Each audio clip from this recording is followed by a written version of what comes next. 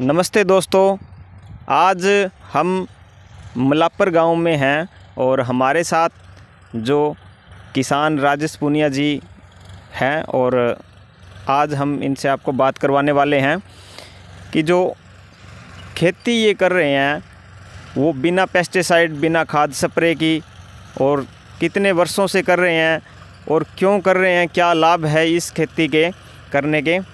तो हम बातचीत करते हैं हमारे बड़े भाई साहब किसान राजेश पुनिया जी से।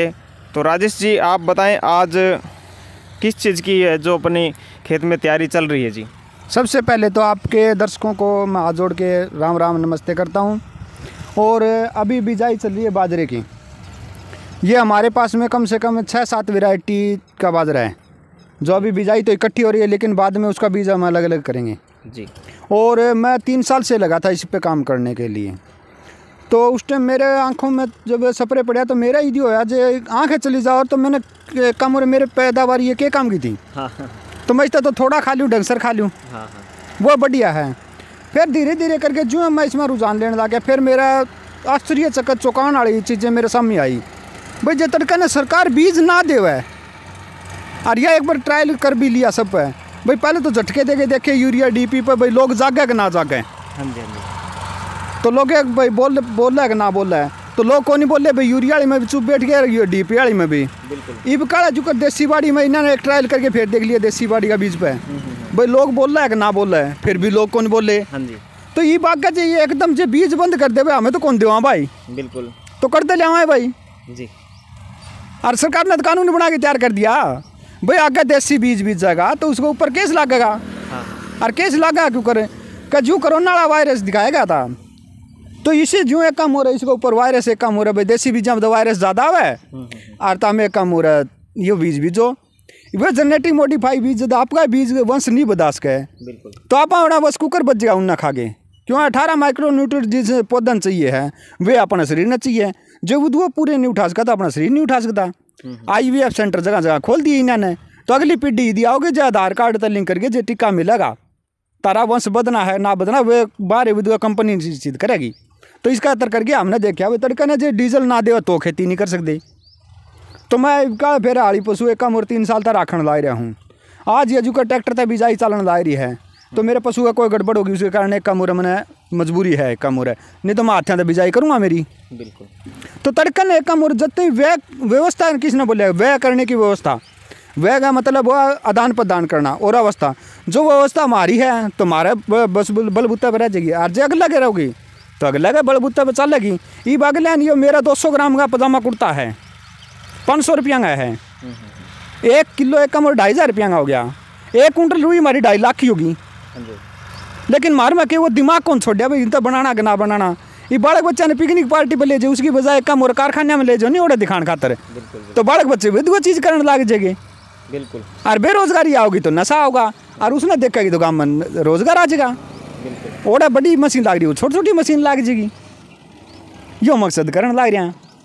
तो बहुत ही अच्छी सोच और अच्छी समझ के साथ में ये जो है कार्य चल रहा है यहाँ पर। मैं आपको दिखा देता हूँ कि इस खेत के अंदर अभी बाजरे की जो है बिजाई चल रही है। एक बार दिखाएं, इस तरफ कैमरामैन से कहूँगा।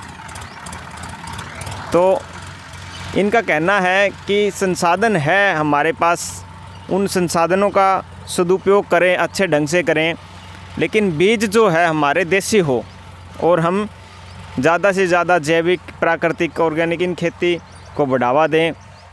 पेस्टिसाइड, यूरिया, स्प्रे आदि के छिड़कावों से हमारे खेत को बचाएं, हमारी फसल को, हमारी आने वाली नस्ल को भी बचाएं। ये अभियान है, ये इनका कहने का तात्पर्य है कि आज हम इस लाइन में काम कर रहे हैं खेती में। तो खेती में सुधार करें, जो भी जिस क्षेत्र में काम कर रहे हैं उस क्षेत्र में अच्छे से काम करें, दिल से काम करें, ताकि किसी को नुकसान ना हो, ना हमारे परिवार को हो, ना हमारे से जो लोग जुड़े हुए हैं उनको नुकसान। आपका क्या नाम है? मोहित। मोहित। तो मोहित जो है राजेश जी के लड़के हैं। तो आप ये जो घिया का बीज है ये कैसे तैयार करते हैं घर पे?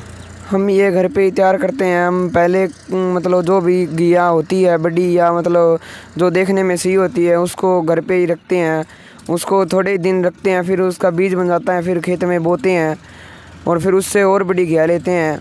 ऐसे करके मतलब हम घिया बनाते हैं ज़्यादा बड़ी बड़ी। हमने 7 फुट तक घिया तैयार करी है, अपने घर पे ही करी है। वो अभी घर पे ही है, उसके भी बीज निकाल के अब की बार भी बोएंगे।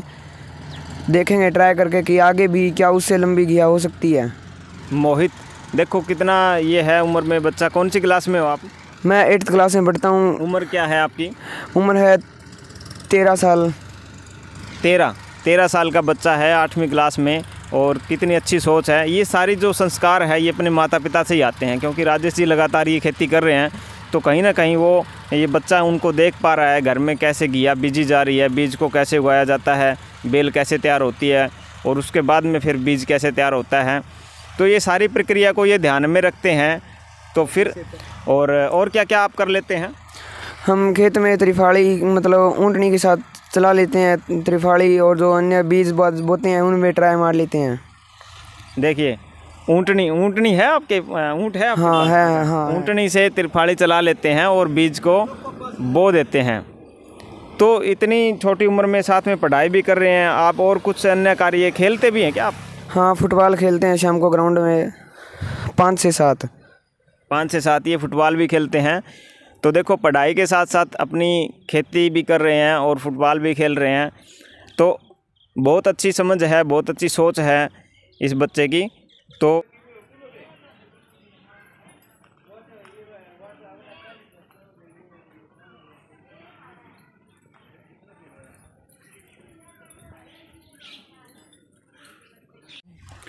और एक बात और भाई साहब, हम ना कदे किसी पे बाजरी का बीज जुकर हमें बेचने ला रहे हैं। आगे कोई मार पे बीज लेगा, हमें जुकर पाइया बीज दे दिया तो आगे एक कम और अगला बीज ले जो मार पे मुफ्त में, हमें किसी पे पीसा कौन लेते। लेकिन हमारी कंडीशन ये आ रहेगी, वो आगे किसी ने बीज देगा तो वो अगला पीसा नहीं लेगा। तो जमींदारियाँ दौरे जो सारे दौरे देसी बीज आ जाएगा तो सारे जागरूक हो जाएगा, भाई ना भाई मार तो देसी बीज ही बीजाएंगे हमें।